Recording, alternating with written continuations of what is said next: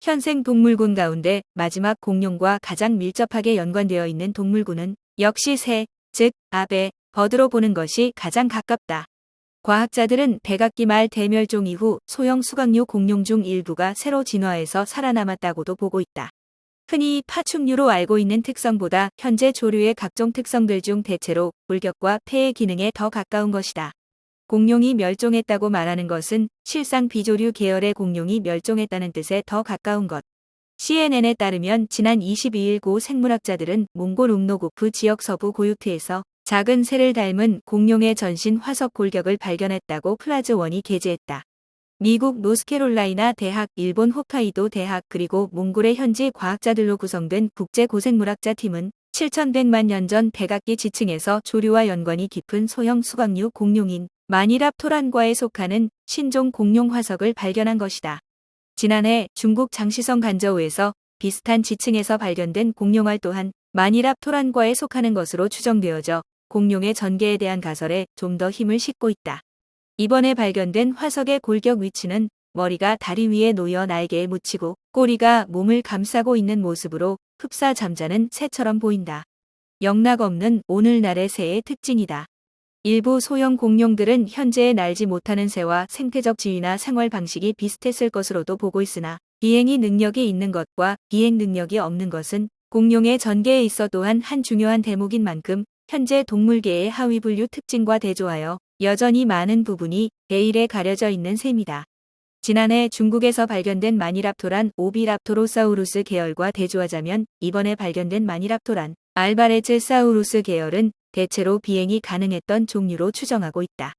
일부에서는 오비랍토로사우루스 계열도 비행이 가능했을 수 있다는 주장이 있어 왔으나 마니랍토란 계열 중 훨씬 더 앞대의 것으로 대체로 비행 능력은 없었을 것으로 보고 있다. 그에 반해 알바레즈사우루스 계열은 앞서 몽골 지역에서 발견된 다른 두 공룡 시노르니토이데스 영기와 메이롱의 모습과도 비슷하거나 잠자는 새와 비슷하며 이 두 화석은 모두 마니랍토랄류 공룡의 또 다른 유형인 트로오돈티드 계열이다. 수가 과목은 이족 보행을 한 용발류 공룡을 말한다. 모두가 두 발로 서서 걸었고 속이 빈 뼈를 가졌으며 실상 조류와 상당 정도 유사한 유전적 특징을 공유한다. 그러나 대부분 몸집에 비해 큰 머리와 날카로운 치아를 가진 분류군으로서 조류와 차이가 있으며 꼬리는 대체로 긴 근육질로서 점차 뒤쪽으로 꼿꼿하게 뻗었으며 실상 마니랍토란 계열의 초기보다 더 후기에 가까우며 몸의 균형을 잡는 역할을 했다. 그러나 점차 조류처럼 몇몇 계통에서 좀 더 짧고 두툼한 형태로 변한 것으로 더더구나 많은 계통이 깃털을 지녔다.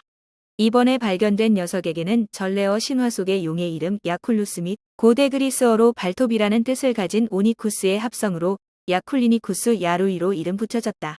다 자라야 1m 남짓 소형 수각류로 몸이 깃털로 덮여 있고 외형은 날지 못하는 조류에 비슷했을 것으로 보이나 실제 마니랍토란 알바레즈사우루스 계열로서 손목 스냅식 비행 능력도 있었을 수도 있으며 단정적으로 결론나 있지는 않다.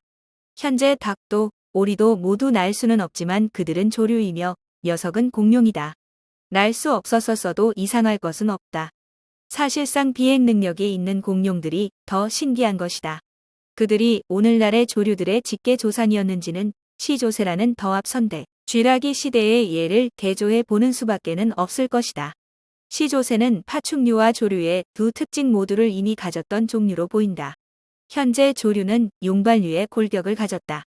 야쿨리누쿠스의 화석 또한 새의 날개에 해당하는 앞다리를 몸통에 붙이고 머리를 한쪽으로 말아 웅크린 형태인데 새들이 이런 형태로 잠을 자는 것은 대체로 몸의 열을 빼앗기지 않기 위해서다. 새는 체온이 포유류보다 더 높은데 골격적 생태학적 특징으로 인하여 파충류보다 항온 가능 계열로 전개 가능했을 것으로도 보인다. 이번에 발견된 녀석의 화석은 화석이 되는 과정에 우연히 그런 자세로 접히기는 어렵기 때문에 연구팀은 야쿨리누쿠스가 자고 있던 도중에 갑자기 매몰되어 화석이 된 것으로 보고 있다. 공룡이 어떤 이유로 대멸종의 길로 내몰렸든 완전히 멸종한 것은 아니었다는 것이 현재 과학계의 대체적 공론이다. 어쩌면 가장 가까이 새의 형태로도 지금도 남아있다는 것이다. 우리의 곁에서 꼬리를 까닥이며 두 발로 서서 말씀이다. 공룡과 조류의 또 다른 유사한 특징 중 한 가지는 둘 모두 난생이라는 점이다. 단지 새는 가슴으로, 배로, 날개로 알을 덮어 품는다. 데워지고 데워져 익을 만큼 익으면 새는 그 알을 깨고 태어나는 것이다.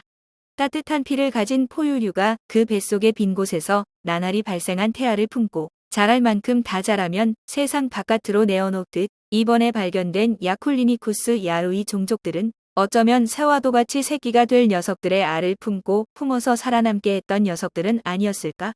비록 태반과 양수는 없었을 망정 말씀이다.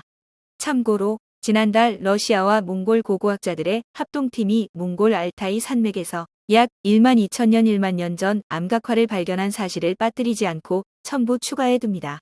러시아 과학 아카데미 시베리아 지부 고고학 및 민족학 연구소 및 고금속학 부서장은 언론에 우코크 고원 반대편의 러시아 연방과 접경한 지역에서 여러 개의 고고학 기념물이 발견되었다고 알렸고, 그중 주목할 만한 기념물은 어쩌면 근방에서 가장 오래된 암벽화로 홍적세 말기와 홍로세의 시작에 해당하는 칼구틴 양식의 그림들이라고 말했습니다.